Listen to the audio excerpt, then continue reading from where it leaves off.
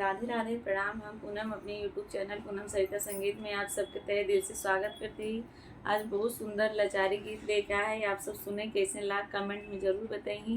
खूब सारा प्यार और आशीर्वाद बनाए रखिए। अगर आप सब चैनल पर नया हैं तो हमारे परिवार से ज़रूर जुड़िए। गाना कैसे लाख कमेंट में ज़रूर बताइए। खूब सारा प्यार और आशीर्वाद बनाए रखिए। बनवा में लड़े दुई वीर हो, सीता के ललनवा। बनवा में लड़े दुई वीर हो, सीता के ललनवा। बनवा में लड़े दुई वीर हो, सीता के ललनवा।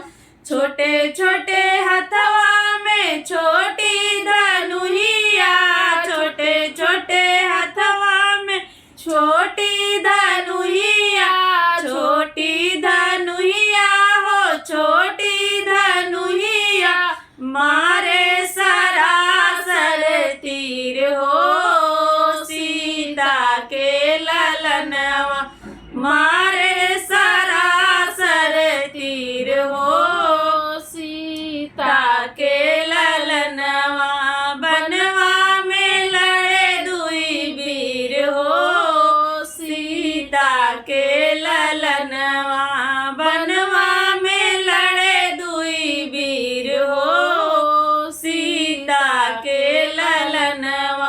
राम भी हार गए, लक्ष्मण भी हार गए। राम भी हार गए, लक्ष्मण भी हार गए। लक्ष्मण भी हार गए, लक्ष्मण भी हार गए। हार गए हनुमत वीर हो, सीता के ललनवा।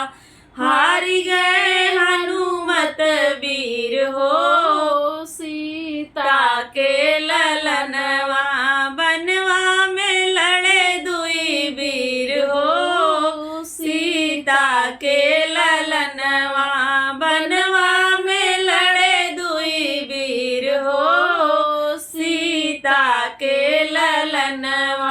सुग्रीव भी हार गए, जामवंत भी हार गए। सुग्रीव भी हार गए, जामवंत भी हार गए।